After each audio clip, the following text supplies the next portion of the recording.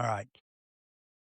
Hey, folks, today we are going to Alaska, and our guest is author, fly angler, and do it yourself king, Oliver Ancans. And Oliver, welcome to the show. Thanks, Steve. I'm happy to be here. Yeah. Okay. When you all think of a dream trip to Alaska, what words come to mind? I can think of a few: amazing, rugged, wild. How about expensive? And how about crowded? Right? I mean, not everywhere, but some places seem to get, from what I'm hearing, just there aren't any secrets anymore in Alaska. People know about all the major rivers and they just get busier and busier. Would you agree, Oliver? Yeah, for the most part, there's some secret hidey holes in there, but there's also some stuff that's just been blown out. Wow. Okay. Well, so Oliver's a writer, photographer, hardcore fly angler, to say the least. He's been fly fishing all over the state for the last, 10 years, Oliver? Is that right? Yep, 10 years. Yeah, I've been in this Okay. 10 years. And doing it on a budget. I think you'd be hard pressed to find anybody who's as fired up about fly fishing in Alaska as Oliver. I think he's the right guy for the show. He's from Grand Rapids, Michigan. Lives up near Anchorage, a little town called Eagle River, Alaska, with his wife and his two dogs. He's written for Fly Lords magazine, Swing the Fly, and I found him on the Hunters and Anglers for the Brooks Range, sort of a blog website. And he was part of a piece there on this Ambler Road thing that seems to be going through. So we're going to talk about that a little bit later. Word has it, Oliver, that you especially like chasing steelhead. Is that right? I do. I do love Yeah. chasing steelhead. What is it about steelhead that really grabs you? It just fish of 1,000 casts, right? Yeah. Yeah. Tell me about it. The challenge, the grabs, unpredictability. It's kind of find them in random places, and that's what makes it fun. It keeps coming back. Yeah. Yeah. I want to talk to you about that because I feel like all the times I've been, we hammer these holes and, we get these flies way down deep, we just keep, 20, 30 casts through these holes, nothing. And finally the guy's like, okay, let's try another spot. Yeah. I would have stopped after like the sixth time through there, but they want to just keep going and going. I always wonder, is that because they don't have a whole lot of spots, and we can't leave these spots that quickly or be out of them by the end of the day? Or do they really think that these steelhead are moving around and other one's going to have them slide in there and grab that fly after 20 minutes? What do you think? We'll never know. Honestly, I don't think we'll ever know. It's, and it boils down to that saying, like, fish a fly you have confidence in, I think. And it's whatever you think, and you'll make it happen. Huh. So, All yeah. right. So Oliver seems to have perfected the do-it-yourself model for Alaska. And lucky for us, he's going to share some of his favorite areas, not streams, but areas that you guys can check out and explain, how you can kind of plan your own DIY trip of a lifetime. I hope listeners walk away from this show saying, I could actually do this. What do you Yeah. think, Oliver? Is that a I possibility? think so. Absolutely. All right, very Yeah. good. Well, because first I wanted to find out a little bit about this hunting trip to Texas you just got back from. What did you get down there? I shot like a 10-point mule deer, and Wow. I'm not a big game hunter. I'm just starting into it. So I had the opportunity to go on a pretty cool sheep hunt up here in Alaska this past fall, and that was amazing. It was really, really exciting. Just major adventure, which was really exciting for me and someone that had fished their entire life, and that's been their sole purpose. I'm starting to lean into trying to do some big game hunting and put something other than fish in the freezer. There you go.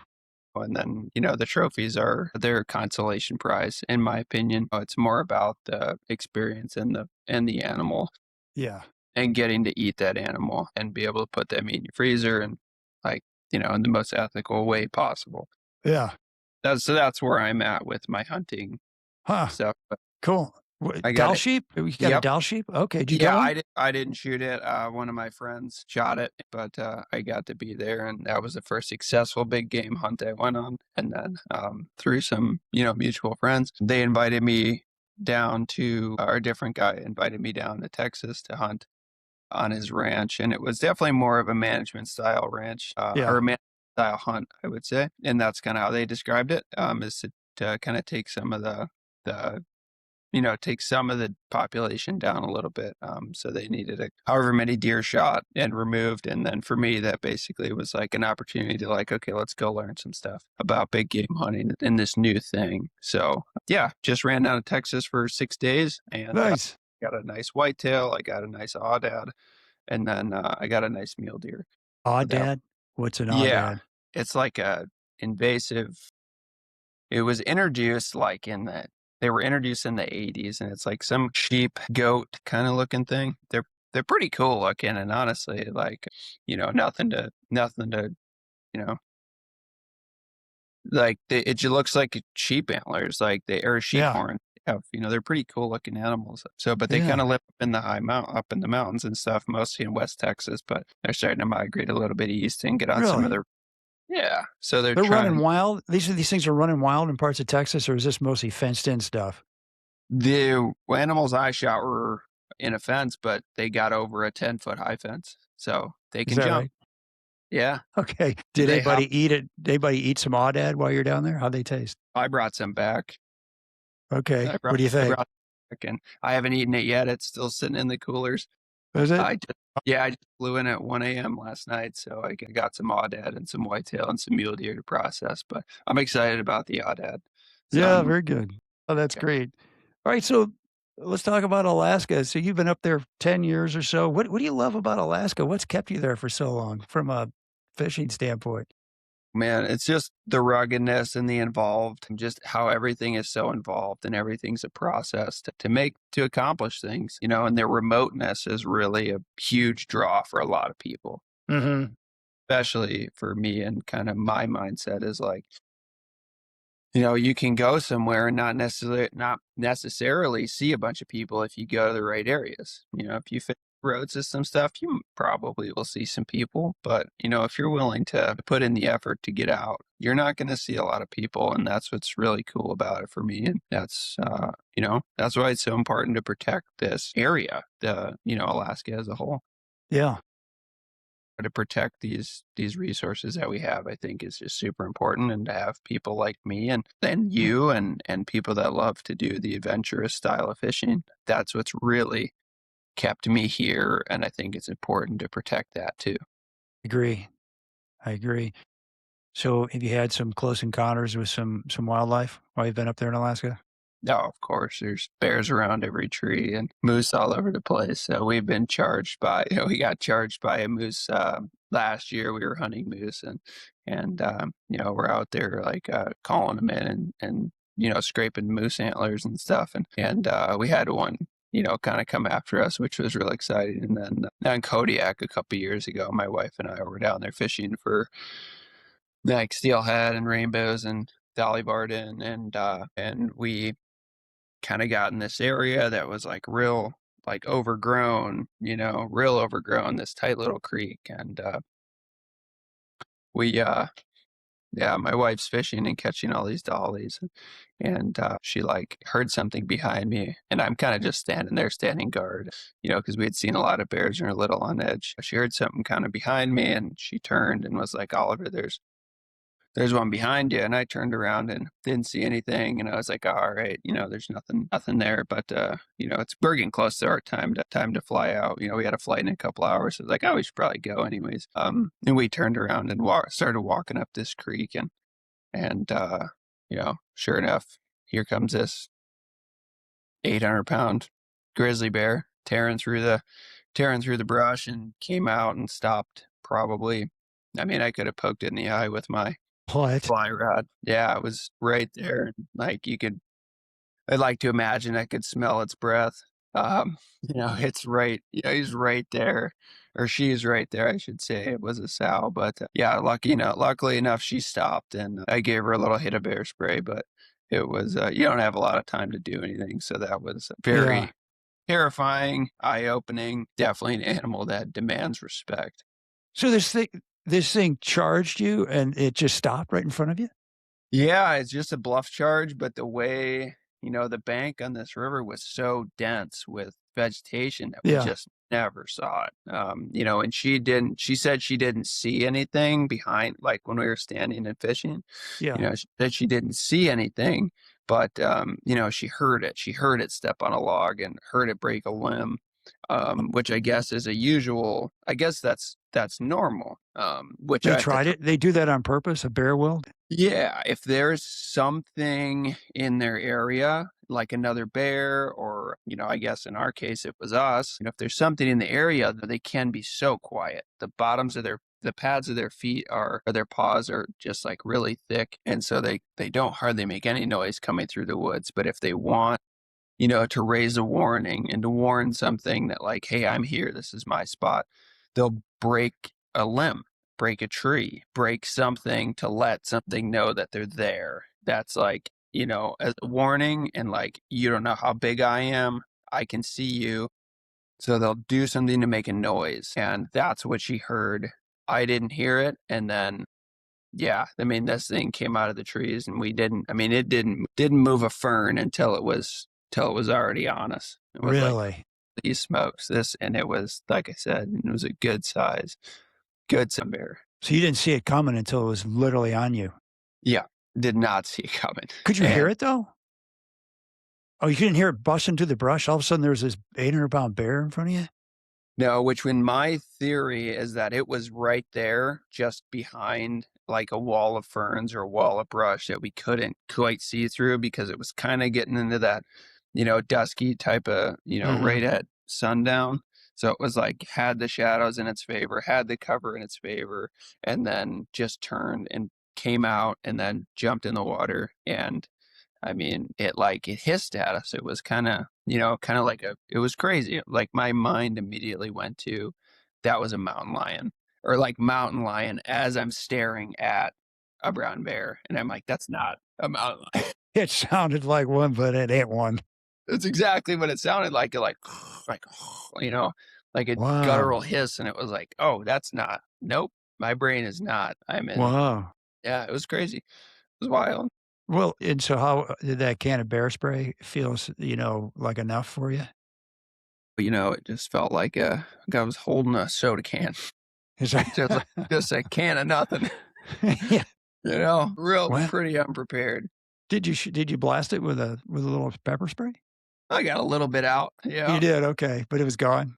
It was more like a sweep to get my wife behind me. So it was like out with the sweep to get my wife behind me, and then at the time girlfriend, and then like pull the bear spray like off my hip, and then like I let out and then at that time like the bear kind of did like one of these, like a little bit of a shake, and then kind of backed off and ran upstream and then crossed the stream like 20 feet ahead of us. And wait, yeah. And your wife still married you after all this? No, she still married me. How about that? Had you proposed yet?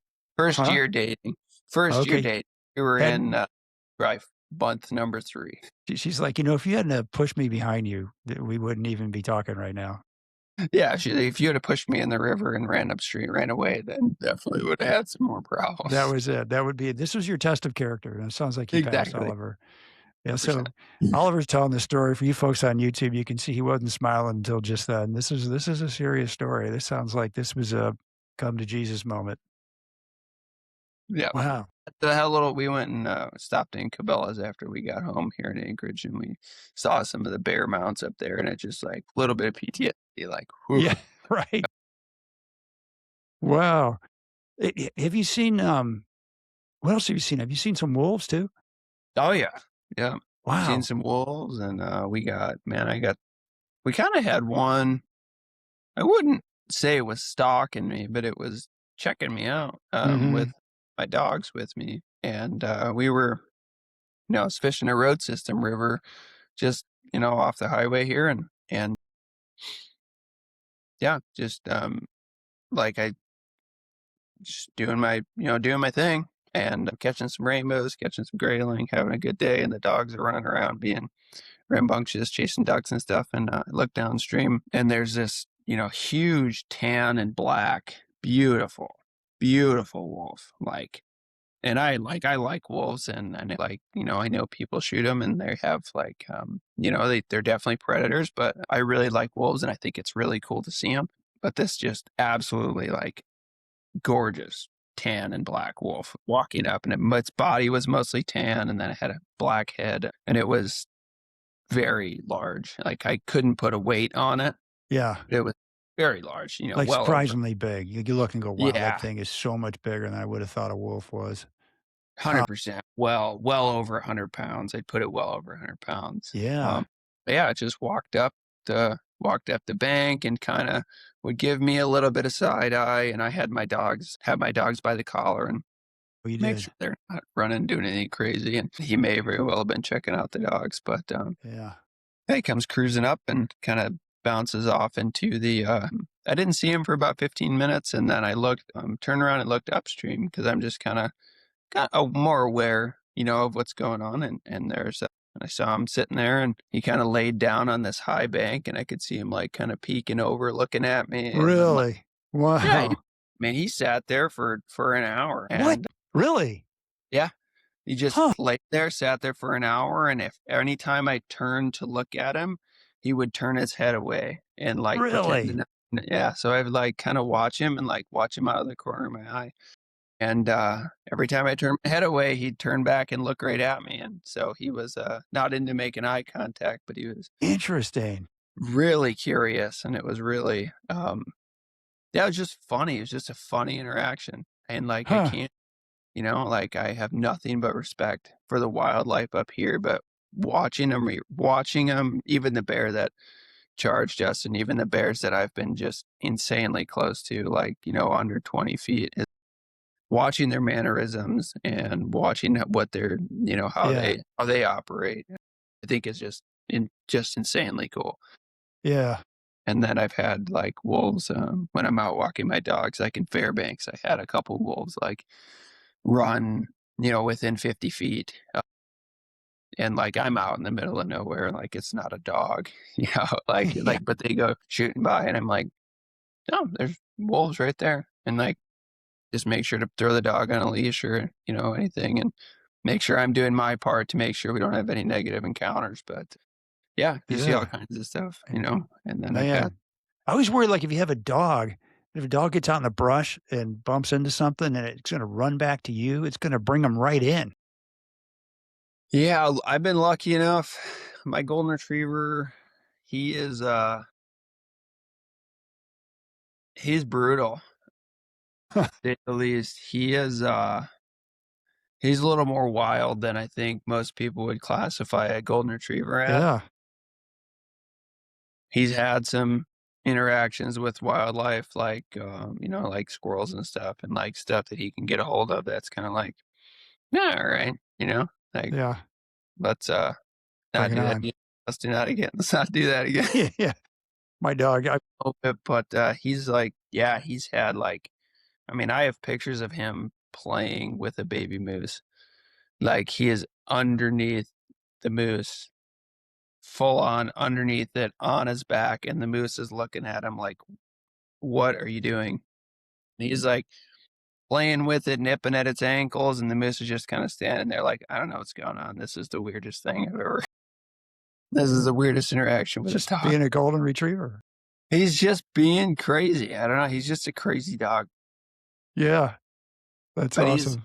When I have him with me, I've never seen a bear. And they do. I know they are, bears don't really like dogs. Dogs are usually a pretty good deterrent for bears. And, but he's really good about not running after them. Moose is one thing. He'll run after a moose, but the bears, he'll usually stand about 10 feet in front of me. And he'll just be barking and going, Dad, there's something dangerous here. Like something here, and I'm going to scare it off, but I'm not going to chase it. So he's really good at that, which I had no training in that. I don't know where that came from, but he's really good about it. So I got lucky. Have you ever smelled a bear? You've been close enough where you smelled them? Oh, yeah. Yeah. Yeah. Half the creeks up here, you get on them and you start seeing all these tracks, and then you get a musky, you get a whiff of something real musky and kind of dank, and you're like, yeah, there's a bear. Yeah. That's a real close bear, I'm guessing, if you can smell it. Yeah, 100%. Dude, I'll tell you, that's amazing. I don't know. I guess you get used to it or something. I don't know. I've been hiking Yeah, in Yellowstone and, bear signs and claws on trees, and you come back, there's a new pile of bear poop in the trail. I'm like, okay, they're right around here. yeah, Disconcerting. exactly. I think that's the best way to be is like you're on edge. You're a little on edge. You have respect for the animal, but you also you obviously don't have an understanding with the animal. The animal doesn't know what you are or what you're thinking, but you have some kind of understanding and have mentally accepted that those animals are around and you're capable of handling that situation if something were to happen. So I Yeah. think that's a huge part of being around big bears and moose and everything. That's like, okay, respect, give them their space, and everything's going to be okay. If it's not okay, I have a means to deter that animal. What do you use? Bear spray only, or do you A sidearm? 10 mil. Huh? I use a 10 millimeter. Well, you do. Okay, so you do have Yeah. something big right up Yeah. here in your chest. I keep it on my hip. You do. I Okay. prefer it on my hip. That's where I'm used to. Chest holsters are great. Side Yeah. holsters are great too. Whatever you prefer. I prefer the hip. Yeah. Yeah. Well, there you But go. yep, having that peace of mind is important. Yeah. Yeah. Okay, so Oliver, when people hear Alaska fly fishing trip of a lifetime, I bet a lot of folks think helicopters and five-figure lodges, but you ended up kind of going the opposite direction. How did that happen? Well, I didn't necessarily, my family didn't necessarily have, lots of money or lots of anything. So we just kind of grew up like, we're going to do, I want to do things and I love doing things outside. And my thing is definitely fishing. So it's kind of rolls into that. So I had that mindset already of like, how can I do this and afford it and not absolutely, you know, destroy everything that I've worked for, Yeah. the past however many years. So we just figure out ways to do things cheaper. Definitely not easier, but they're Yeah. cheaper. Right. Right. And you've done a lot. Like, how many of these trips have you taken? Is it multiple trips a year?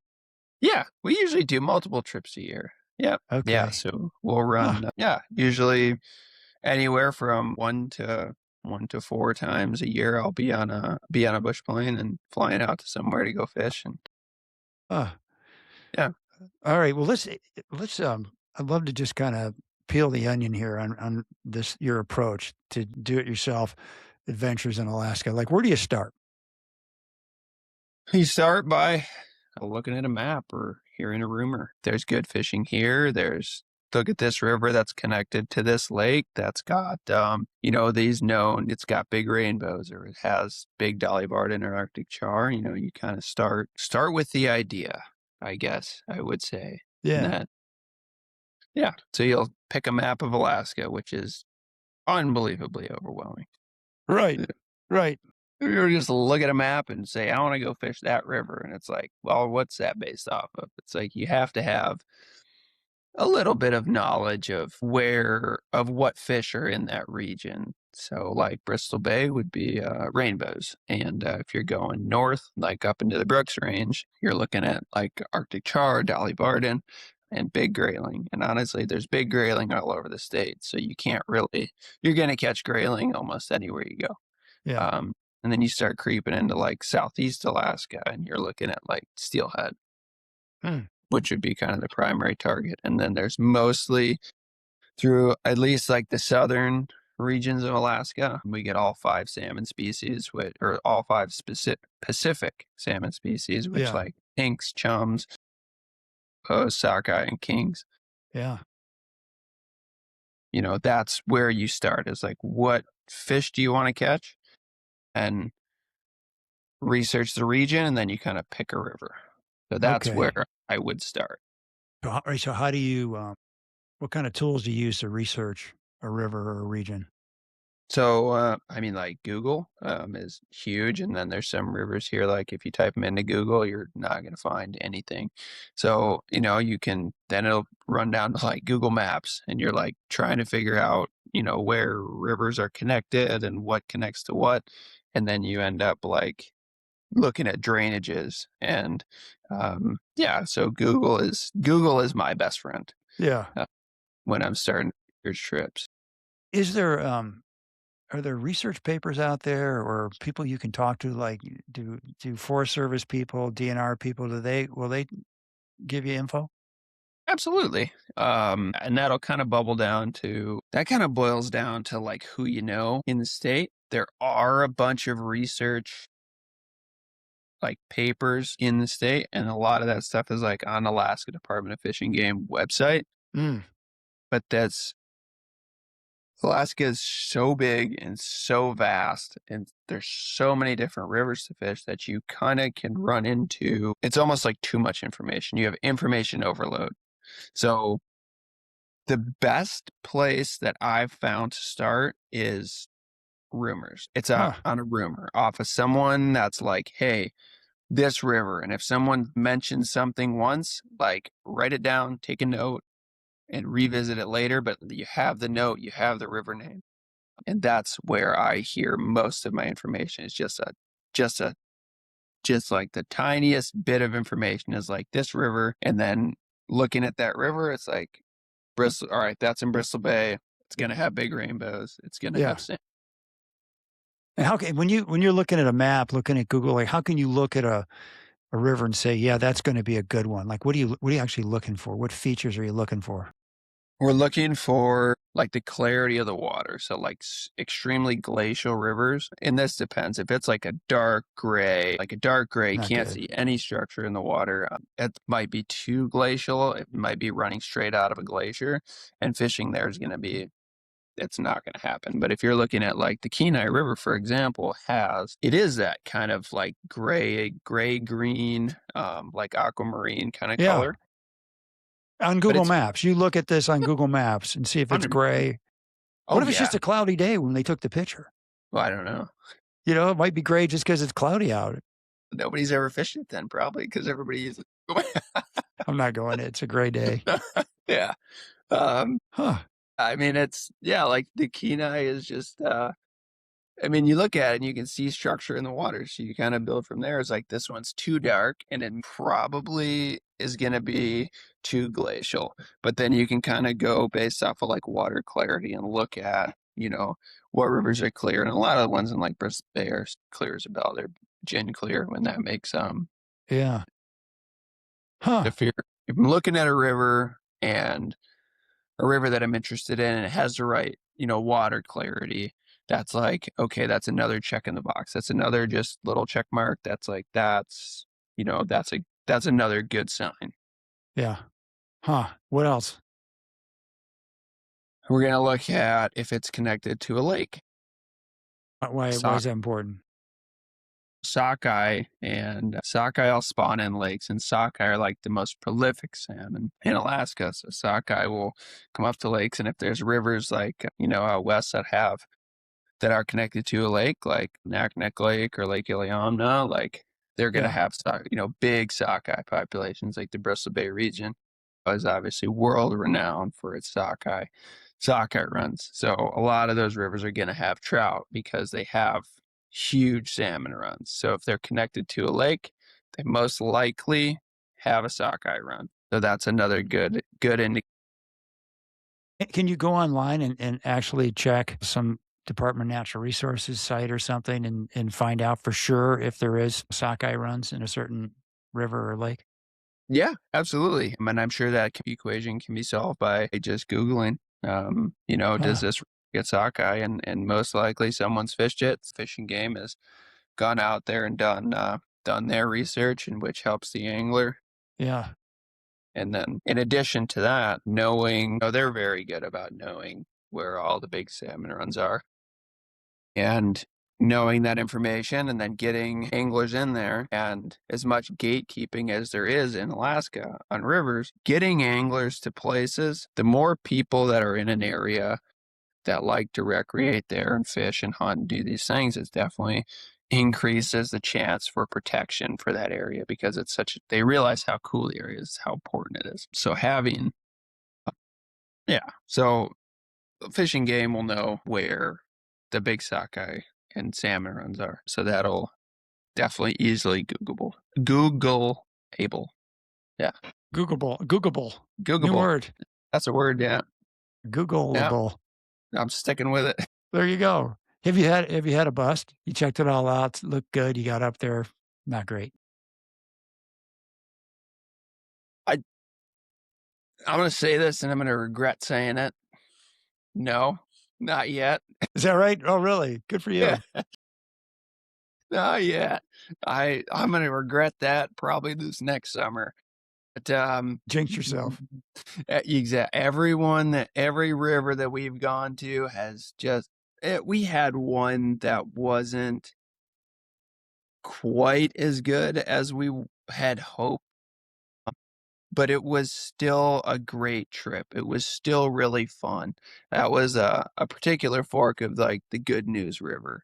It didn't have the rainbow population that we wanted, but it had unbelievable grayling fishing and unbelievable Dolly Varden fishing and like Nice. big dollies, like nice big dollies. So the rainbow fishing wasn't quite where we wanted it to be, but everything else was just epic. And Yeah. the scenery and the people that I was with, it was just a great trip. Huh. So it's hard to lose. If you go float a river here and somehow you find a river that doesn't have any fish, which I'm not sure that that's possible, you're still going to have a great trip. It's still going to be a great float. The scenery is insane. You're going to see a bunch of wildlife. It's all amazing. So Yeah. it's hard to, having a trip be a bust is like basically someone has to die for it to be like, that one sucked. Yeah. Yeah. That's funny. Yeah. So, and you've been to the Brooks Range quite a few times, huh? Yeah, absolutely. Yeah. Yeah. What do you like about that? That is just, it's pure, rugged, raw. Just like that's Alaska. Huh. Like that is Alaska in every sense of the word. That is the most raw landscape. Like, Yeah. there's nothing. I mean, you go up there and there's nothing. Like you don't see people, you don't see boot tracks, you don't see nobody's been there since the last year that they were up there. If there happened to be another group up there like chasing dollies or something, Yeah. I mean, and it is so cool. Like Huh.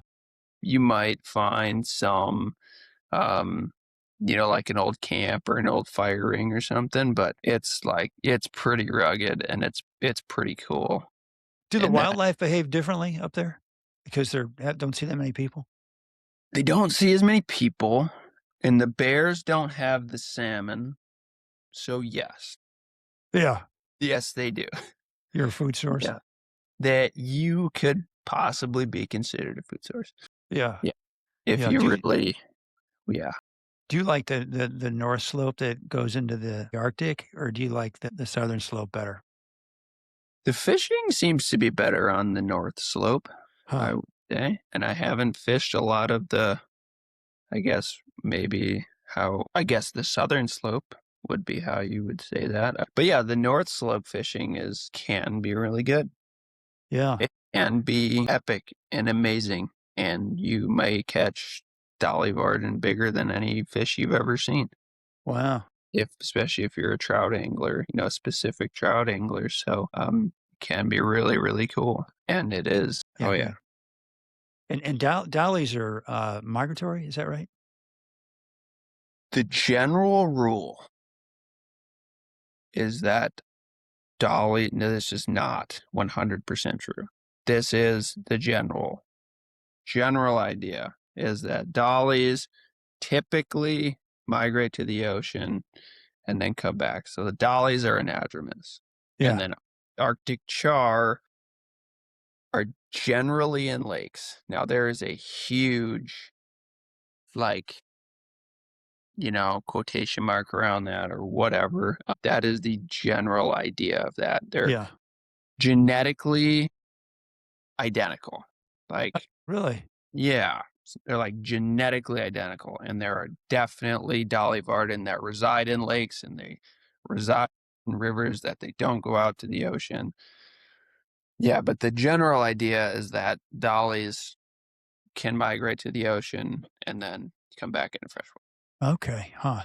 And so the Brooks Range, folks, I did a show this summer on the Brooks Range, and it's in the Arctic Circle, right? So except for a tiny little bit of it, but it's like 700 miles east-west. It's the most northern mountain range in America. And anyway, so if you want to hear more about the Brooks Range, you guys can listen to that show. I did a couple of months ago. That was with Kevin. That was with Kevin. Yeah, Kevin Freley. Yeah. Yeah, I'll stand by that statement. That guy knows his stuff. Yeah. That guy, if you want to be educated, that guy is a wealth of knowledge. So I'll second Steve here. Yeah. Very good. So, all right. So there's people that, there's outfitters that will just drop you off and pick you up and rent you a raft. And like, what do you have to think about there? Yeah, I mean, after you pick a river and where you want to go, it's down to finding flights and finding a bush plane service that can fly you out to an area. And most likely someone has been to these areas that you are looking at, and they have ideas of where they want to land and where they've dropped people off and picked them up prior. So you get in contact with a bush plane service that's within the general area, and then they'll usually be able to hop you out, up to whichever drainage or whichever river you're looking at fishing, or lake or whatever. So can you give me an idea? What does a bush plane cost to take, I guess, you and your wife and your gear up there? you're looking at anywhere from $1,000 to 6,000. Really? That Yeah, much? it's a pretty big range. Huh. It's by the hour, which is, both, them flying. So let's say it's an hour into the river where they're dropping you off. So it's going to be 2 hours because they got to fly you in and then they have to fly back out. So that's going to be 2 hours. And then when you get picked up, that's another 2 hours. Yeah. So it'll be 4 hours total. And let's say the price is, last time I checked, it was like 750 bucks an hour or something. Wow. So that'll calculate that whole thing. So 750 times 4. Okay. Would be your price for that. So right there, that's $3,000. It's not per person. Okay. Generally, you get somebody that's charging you per person. Question that for sure. Yeah. Huh. It should be by the hour, and then it's by the hour, and then it's based on weight. So like a beaver can generally, the Haviland beaver can generally carry like 1,400 pounds of gear. So that's you Quite a bit. Yeah. plus your stuff, and then you start. A raft in general is like 150 pounds, 200 pounds, and then you start getting on scales and looking at all your weight and everything. So, sometimes it takes 2 trips to get people out there, which ends up being 8 total. That's expensive. Yeah, Yeah. it can rack up. But if you do it right and you go light enough, you can do it within whatever budget you have per se. What would be an expensive area typically? When you talk about Southeast Alaska, Southern Alaska, Bristol Bay, Brooks Range, like what's typically going to be an expensive area to go to from a bush plane standpoint? I'd say the Brooks Range is probably Brooks Range and Bristol Bay are probably the most expensive, depending on which river you want to go to. Yeah. So total trip, if you bring your own raft up from wherever, you're looking at, minimum bare bones, probably $2,000 per person, which is much, much cheaper than going out to, like a lodge or something. But I'm talking like that's food, that's, everything. That's everything. So, yeah. Huh. But yeah. So, but Bristol Bay, it just depends on how far the bush plane flight is. Yeah. And so can you, if you get in a bush plane and fly for an hour, can you pretty much get away from just about everybody? 100%. Yes. Okay. Because don't these lodges have jet boats and whatnot, and they also have bush planes, and they're taking people up for a day? Are you bumping into the lodges from time to time? More towards depending on the river, and if you get like low, like we had one this past summer that we were, we didn't see anybody, and we didn't see anybody for like 40 miles of river.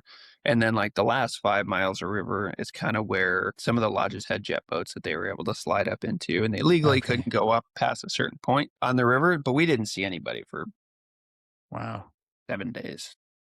Wow, that's cool. Do you ever have them drop you off and then you float all the way back to civilization? You don't have to take another float plane ride? We did. Yeah, That's what we you're did talking do about. that. Okay. Yeah, Okay. we did do that. And that was a Brooks Range float. And yeah, that was really cool. That was a Wow. cool one. And yeah, we floated in or got dropped off. And this was a long float. I mean, it was like 80 miles or something. And Wow. which is a good float for like 7 days. But Yeah. we were able to float out to the road, which is generally pretty not typical because there's not a lot of roads up here. Right. So, if you're in a raft, you got to know what you're doing just to be in a raft, right? How can you look on Google and figure out this river is raftable or no? I'm seeing a lot of white water in here. I better not try that. How do you know if you can float it safely? Yeah, I mean homework. Sticking to that homework and that planning idea. Definitely do your homework. And if there's rapids, there's enough whitewater people I know that love to travel to Alaska that, specialize. That's their thing. They love to do whitewater. There's Yeah. chances are someone has touched that piece of whitewater if it's really that intense. And then, so there'll probably be some information about it. And if they haven't, guides have probably hit it. And I can't say that guides are going to give you a lot of information, and lodges will give you a lot of information because you're basically boiling in, you're essentially cutting into their business if you Yeah. are DIYing, if it's like a popular river or something. But there are definitely ways, and Google Maps can kind of give you an idea. If you get in and start really looking at a river, you'll kind of see some of like you'll see some whitewater in there, maybe see some canyons. But Google is, your best friend, absolutely your best friend for looking So at. so have you looked at rivers and thought, no, this has got a big canyon. I'm seeing just like miles of white water and I'm not doing that? It usually doesn't deter us too bad.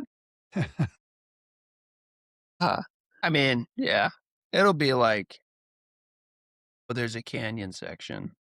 And it's, you're like, okay, is it portageable? Is it something we need to pull the gear out, but we can still run it? So can we portage gear, but not the raft, and we Mm. can still try it? We can still have somebody run it. So it's Oh, not usually a huge deterrent for us, but it is, you need to know that it's there. So you don't just run into a rapid section, or yeah. into a whitewater section. You don't end up running I have a fly craft. It's a smaller boat. You don't run a fly craft through class 4 Yeah. rapids unknowing with all your, overweighted smaller raft through class 4 would not be fun. Not be good.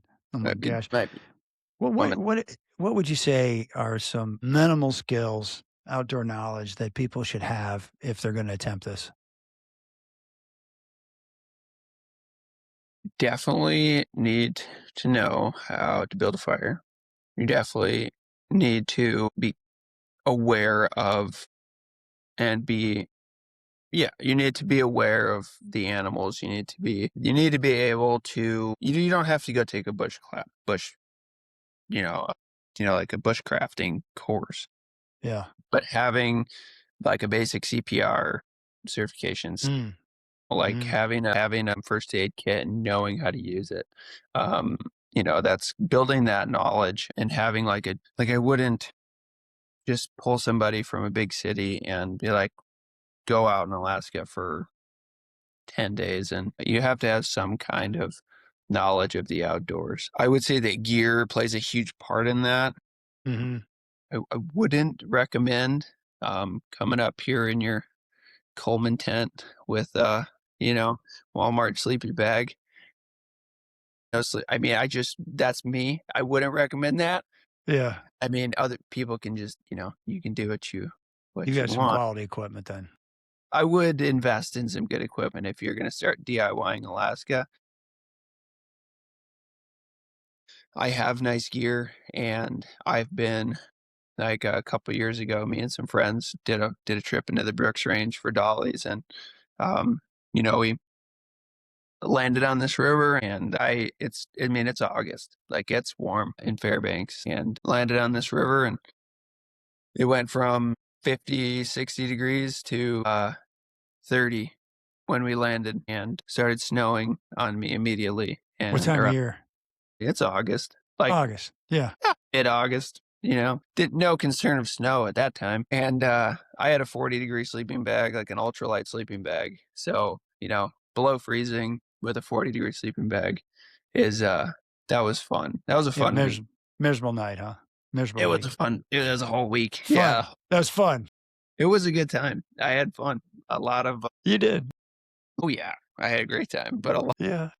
a lot of flutter kicks in my sleeping bag, a lot of jumping jacks before I went to bed, a lot Seriously. of middle of the night jumping jacks. Oh yeah. And wake up every 30 to 45 minutes and do a bunch of push-ups, flutter kicks, whatever in my sleeping Flutter bag. kicks. What's a flutter kick? You lay on your back and you kick your feet and like that. Yeah. Yeah. If you do like Huh. yeah, you just Google or YouTube flutter kicks. It'll come right up with a tutorial, and it's great. It's great to know, keep you warm in the middle of the night. But how not to get hypothermia? Exactly, that's a skill. Yeah. I'm guessing. Kicks, Carry a sat phone? I carry an InReach. Yeah, okay. I carry InReach. Yeah, I carry those. Now, is that one the text only, or what is that? Yep. Yeah, text only. Okay. And who are you texting? My wife, my whoever. Yeah. Who you said? Who am I? Isn't she with you when you're texting? She's with you a lot of time, isn't she? No. Sometimes. Oh, she's not. Nope.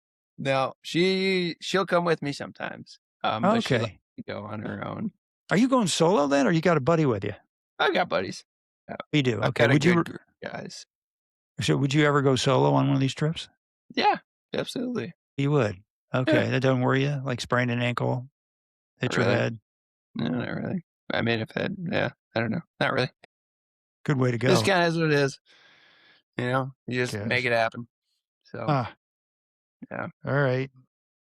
Let me see what else here. Yeah, the weather. I was really wanting. So, is that common where the weather just these wild change? I've heard stories of people going to Alaska and it rains for an entire week. Yeah. Yeah. The first one of these trips I did was like the first year I got here, and we flew down the southeast and in the springtime, and it just rained and rained and rained and rained and rained and rained every day, all day, and just poured. And we were catching steelhead, and we had a great trip. But I mean, you're wet. Yeah. And you are not getting unwet. Yeah. You're not drying out. No. Yeah. Wow. You're wet and there's nothing you can do about it. But was it worth it? 100%. Yeah. Because the steelhead fishing was good. Exactly. Yeah. Yeah. So good weather gear, good rain gear, crucial. All right. So give me an idea of when these different species are coming in. So when do you steelhead, and then when do when do the rainbows start going and the different types of salmon? Let's start with, I don't know, grayling, I guess. Grayling are kind of, they'll start popping off in the spring. You can find little spots to get them in the winter, but most of the rivers that they're in, they're kind of locked up in the winter because most of the rivers here freeze, and they're frozen from like November to May, late April into May. You start getting into May, and then you can start getting into some grayling, and then grayling pretty much are all summer.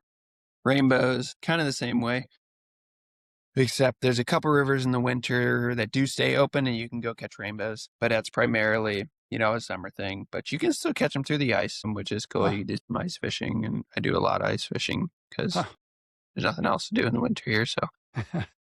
So, but you'll go, you can get them all winter in certain rivers, but primarily it's a spring thing. And spring through November, you can get on some rainbows, and then springtime, like May into June, kings start rolling through and coming in. What time in May? Kings come in May? Yeah, like late May. Yeah. Really? Creeping up in May. And they're primarily all the way from southeast Alaska all the way around to Bristol Bay. Where are they? Yep. Southeast all the way up through, like the Aleutians. Wow. Okay. They'll come up the Aleutian chain. Okay. So there's some cool rivers out there to do that. That's the one place in Alaska I have not been yet, is the Aleutian. So hopefully looking at trips soon. But anyways, the kings are kind of, that's their region, is like southeast through the Aleutians. Okay. Then you start getting a mix of the other salmon species in there, sockeye or June, coming in early June, and they start rolling through. And then you start getting pinks and chums in there mixed in as well. So they all kind of push in like May through August. You'll kind of get fresh ones coming in, and then you look at cohos or silvers, and that's like late July through September and even to October. They're the last ones. The coho are. Interesting. What's your favorite species of salmon to go after? I mean, the king is the king. Yeah, you like kings. Okay.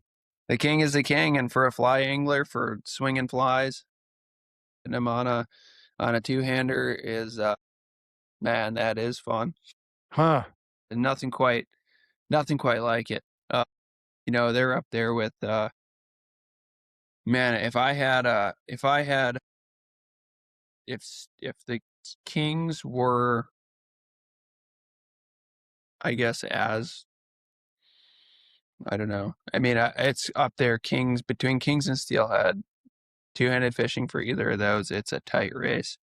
Really? It's a tight race. Yeah, kings are amazing, but they're hard to, it's hard to get them. It's hard to find them. Hard to find rivers that you can go fish for them. So they're getting shut down. They are rebounding a little bit, and there are definitely still rivers that you can go fish for. Are the kings doing? Are all the salmon species kind of doing about the same, or are the kings doing a little worse than the rest of them? Kings are doing a little worse. Okay, yeah, quite a bit. But you guys have good runs of steelhead right now and other types of salmon. Yes, yeah, we have pretty good runs of steelhead. They are they fluctuate. I'll say that they fluctuate. Like what's a good day steelheading for you? Swinging depends on the river.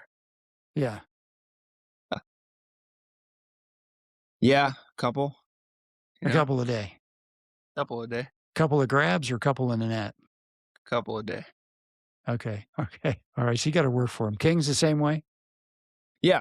Kings are, if you get one grab and a good stick, good stuff. And you land them. That's a good day. It's a good day. Yeah, that's fun. Yeah. What's that? Your biggest king? My biggest king is probably 30 pounds. 30 pounds. How'd that go for you? It was really fun. It was a great time. Yeah, How'd I loved it. Swinging. How'd you get him? Swinging? Yeah. Swinging. Swinging like a blue and chartreuse intruder thing that I tied. This was like first couple of years in Alaska. Yeah, swinging through a hole, and there was a guy ahead of me running bait, which made me feel really good about myself. He just fished this area thoroughly with bait, and then I came in behind him with this like just ugliest little intruder thing and stuck a nice king. And I was like, oh hell yeah, that's awesome. Yeah, that's cool. When he got all mad and crossed the river, I was like, I feel bad for him, but also that was a nice little ego boost. That made me feel good. What other styles of fishing you're using? We'll bead and mousing is hard to beat. Throwing mouse flies is man, that is fun. Are you talking about kings or just in anything? General? Just all the different styles, because it sounds like you do a lot of spay, but you're also throwing some 8 weights or something. Yeah, I'll throw. Yeah, I mean, the 7 weight here is Alaska workhorse. Come to Alaska and you need a rod, just a good solid 7 weight. A 7 weight. Okay. Yeah, it's pretty uncommon. I mean, a lot of people don't own a 7 weight. Yeah, I don't. Yeah, I've got 6s, 5, 4, 5, 6, 8s. Yeah, no 7. Good solid 7 weight. That's the workhorse. You can catch salmon, and then you catch anything from salmon and grayling and have a good time doing it. I was fishing this summer. We were fishing for pinks, and there was 12 of us on this trip, and 3 guys brought 6 weights, and all 6 weights were broken, like by day 3. You just don't want to. Yeah, it's not enough horsepower. No, yeah. I mean, I love my 6. I've got a good 6, and that, knock on wood, that rod's been with me for years, and every other rod that I've broken, that's one that hasn't. And I break 5 or 6 rods a year, but this one's weight has been with me. Hasn't broken yet, Wow. but I got a 6 and a 7 in that particular model, and that's the one. So what kind of fish are you mousing for? Rainbows and grayling. Well, Yeah. grayling will take a mouse. They get that big where they'll eat a mouse? Yeah. Really? Yeah. Huh. That is some cool stuff. All right. What's your favorite mouse pattern? I've got like the Mr. Hanky is solid. Mr. Mr. Hanky. Hanky, yeah, it's a money mouse pattern. That one is awesome. And then, I mean, I tie some Moorish things. Yeah, the Moorish type patterns. And then for grayling, I'll keep them smaller. I'll keep them like under an inch, little smaller ones. Okay. And then rainbows, I go a little bit bigger. Some guys throw like these big rat looking things and they work great. We've found some dead mouse or they're voles. They're not mice. Okay. They're not. Yeah. They're technically voles up here, but I don't know if anybody's going to get mad at me for saying mice, but I doubt it. It's a vole. It's a vole, yeah. They're a little slower than a mouse.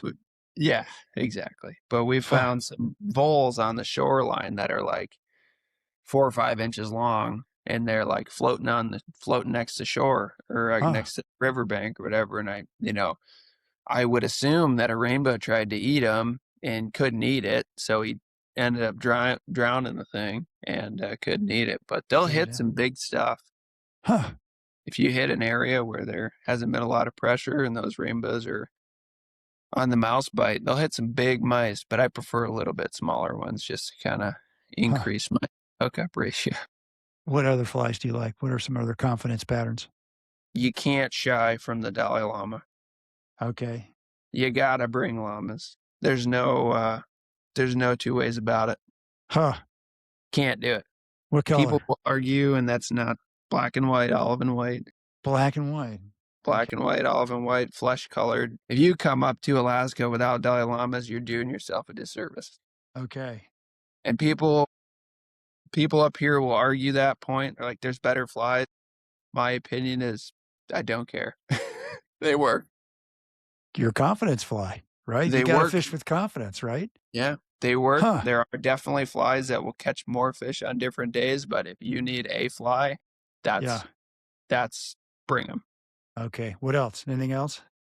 You can get some starlight leeches. You can run like graboid style flies, and graboids are great. John Farmer up here is a pretty well known fly tyer, and a lot of his patterns are good. I have no affiliation with John Farmer at all, but definitely big respect for what he does and his development in flies up here, which is I think it's really cool.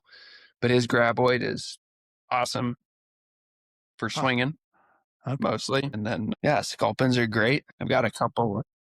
Is pink a big color up there for the salmon? I don't use a lot of pink. It is a good color though. I'm more leaning into the purples, but that's a me thing. But like a fuchsia pink is great. And especially for like silvers and silvers and stuff. Pinks and purples and oranges and bright flashy stuff, like they love it. So you can't beat that. Pink is great. Yeah. Pink is good. Yeah. So I read your beautiful bycatch article in Swing the Fly magazine. Good job with that one. Thank you. And you said, here's what you said at one point. You said, it's often the size of the river that determines the size of the fish that reside there.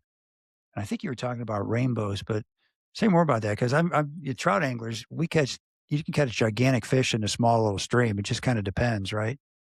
Yeah. Yeah.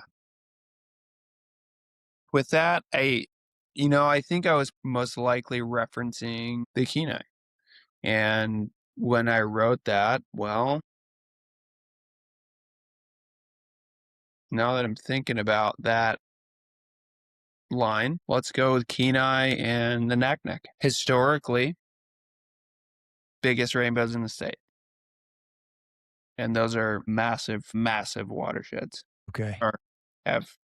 They're huge rivers, and they historically have had the biggest rainbow trout.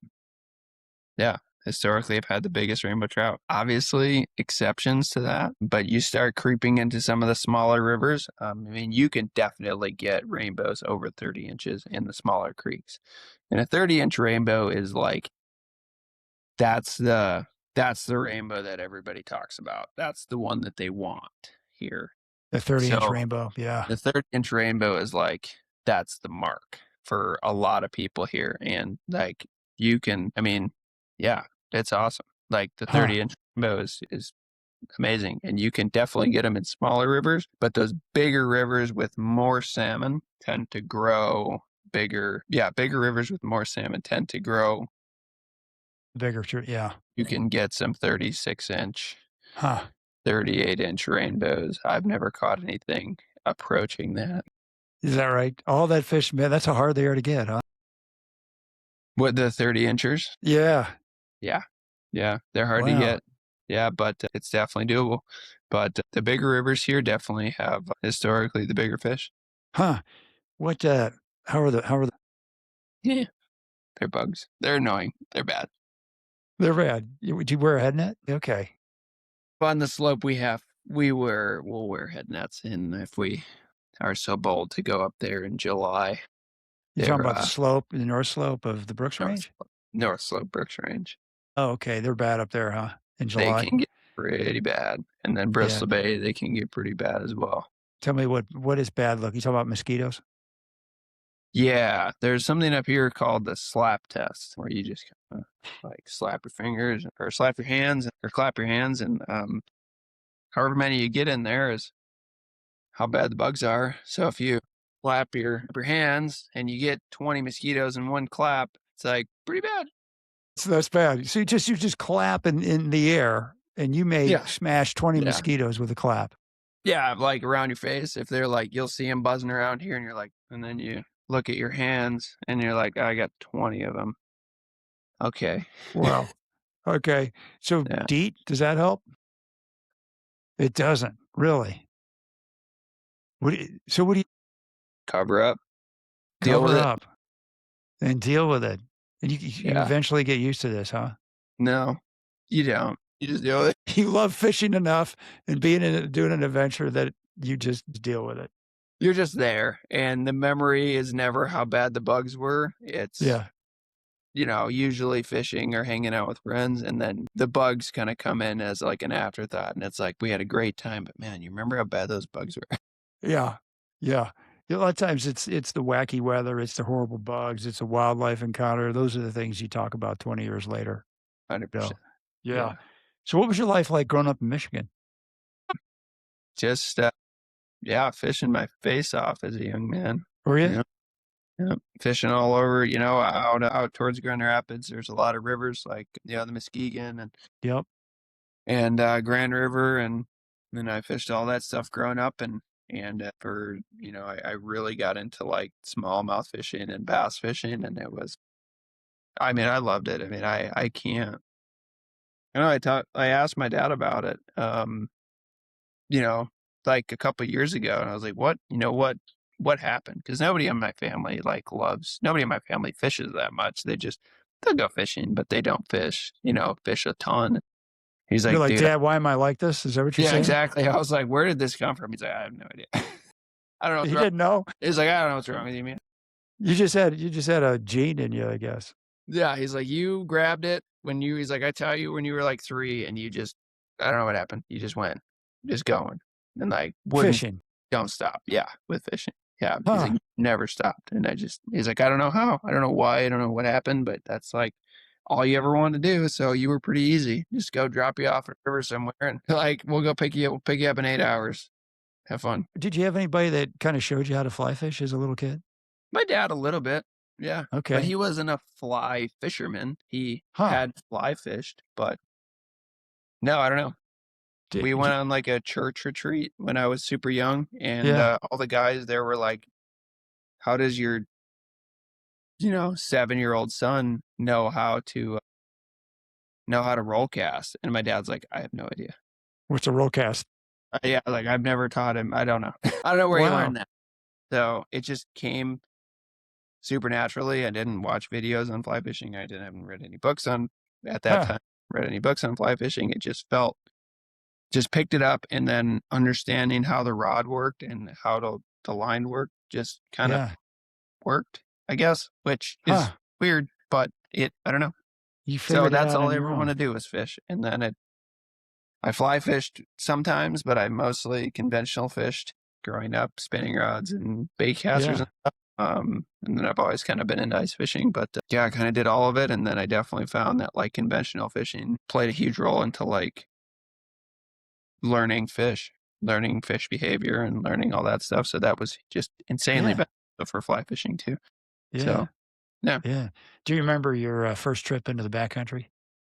For Alaska? Oh, yeah. Yeah, Alaska or Michigan.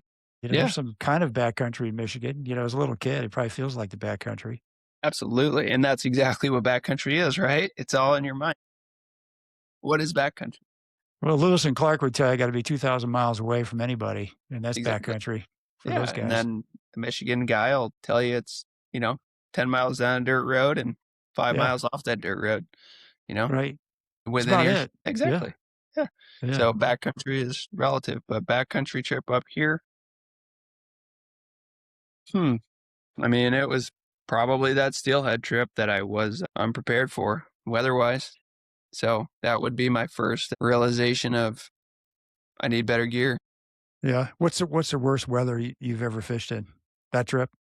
It comes and goes. I mean, we're out for 10 days at a time, 10, 12 days at a time. So you'll get a couple days of like, why is it snowing?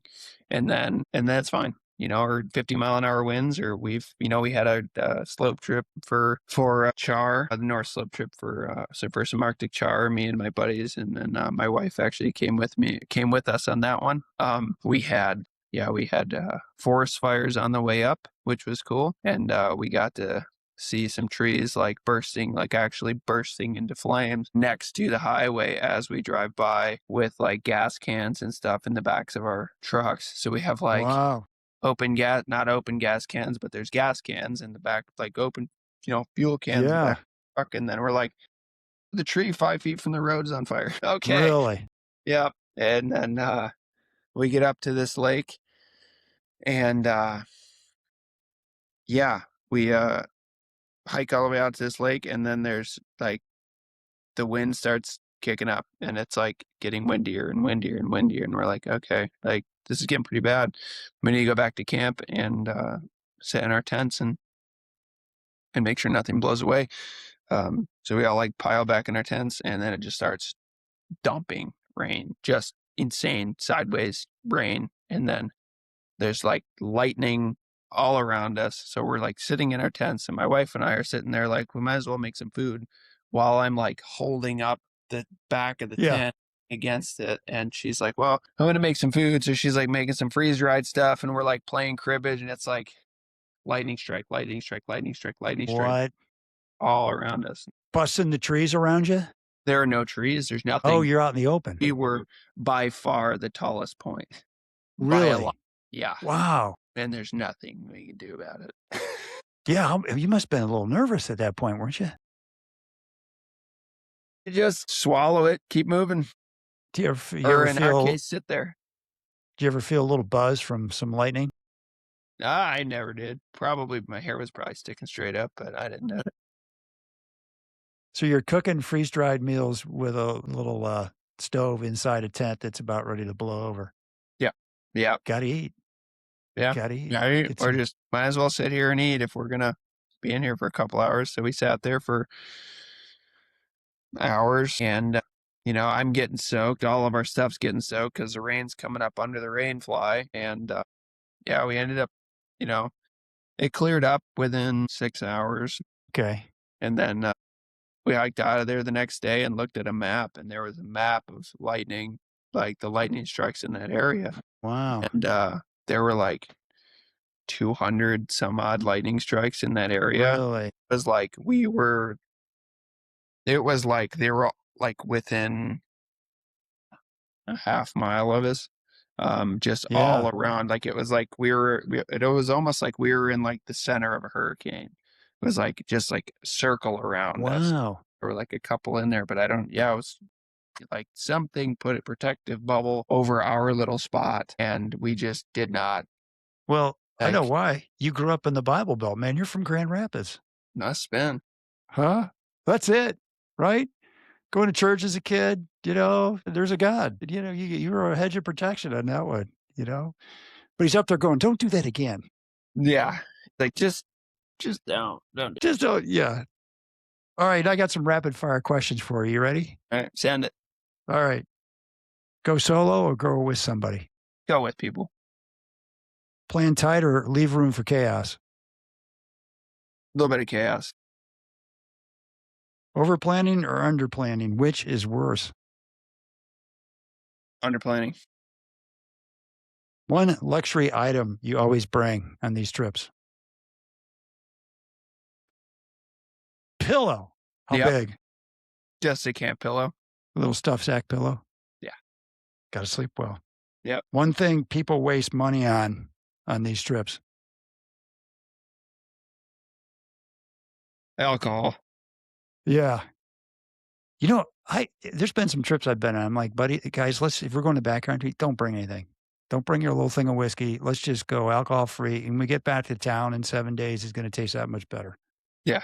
And it does. Oh, we still bring it, but I think it's a waste of money. One safety rule you never break. Oh, man, not a Clipping rapid it. fire answer. Don't mess with wildlife. Yeah, we'll go with that. Don't mess with the bears. Numbers Yeah. or quality? Quality. New water or something familiar? New water. Sounds like it. It's going to say photos or just memories? Man, I like a good picture. You do? Okay. I do. Yeah. I love memories, but my memory is terrible, so I like a good picture. A photo can jar your memory, It can. Yeah. right? Hopefully better. Hopefully make it better. Huh. So what do you think you'll be doing this in, 20 years or so? Well, like what inspires you? I mean, I'll definitely be doing it in 20 years. I mean, there's no question. What inspires me? Yeah. Man, it's just cool. It's just a cool, I'm so fortunate to have the life that I have, and to like the things that I like and have the knowledge that I have and have the experiences that I have. That's kind of the inspiration, I guess. Working backwards off of that question is like, I don't know where I would be without it. I don't know where I would be without these experiences. I don't know where I would be without this stuff, without the knowledge that I have, without the people that I know, without the everything that I've done in my, young life is like, that's what I guess kind of keeps me going, is like not a thirst for more. I would say that that's not where my mindset is anymore, but more of the gratefulness to have what I have, if that makes sense. That's a great answer. So, Oliver, what's the one thing you want people to remember about DIYing in Alaska? Do your homework. Do your homework. Do your homework. Plan. That was an easy one. Yeah, definitely. Do your homework. I can expand on that just a little bit. Is like, so many guys ask me about DIYing here, and I get a lot of stuff, and they think you're doing all this cool stuff and you're doing all these things, and it's all, I would say it comes with time. And I've been so incredibly fortunate to have the experiences that line up more trips to do the things that I'm doing. And for me to take somebody that's never done anything like one of those trips and to provide my recommendations, it would basically be a disservice to that. For me, it'd be like a disservice to that person. Why? Because you get them in trouble? Exactly. Yep. Yeah. Exactly. Yeah, definitely do your homework. If you can, go with somebody that knows what's going on. You can definitely get through some cool stuff by doing your homework.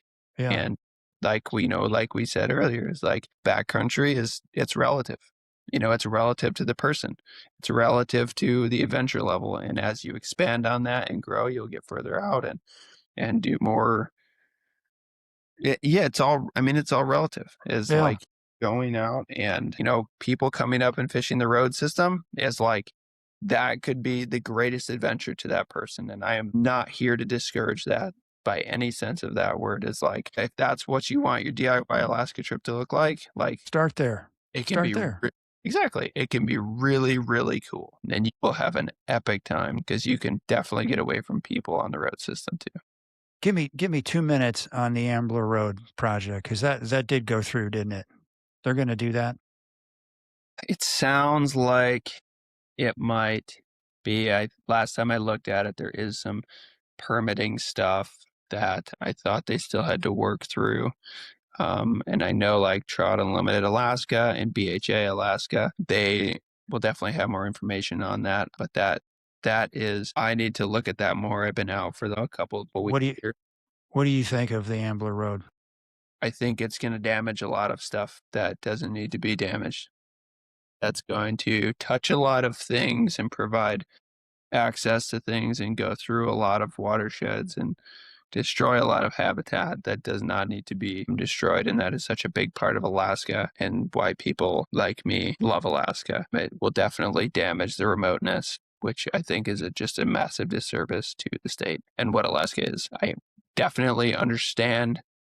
And I think everybody needs to understand the need for natural resources and natural resource extraction.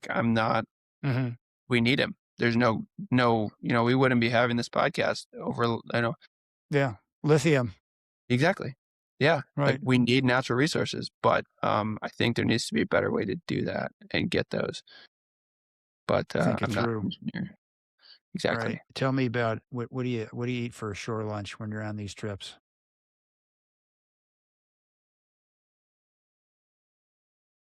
Try to bring some real food. We'll run a lot of tortillas. You warm them up? Sometimes we'll just dip them in peanut butter. We'll do fish fries. Pretty much anything you can get your face on, because you're packing pretty light. So like, is that fish? Cook it. So you'll cook up some fish while you're on these trips. Absolutely. And Dolly Varden is one of my favorites.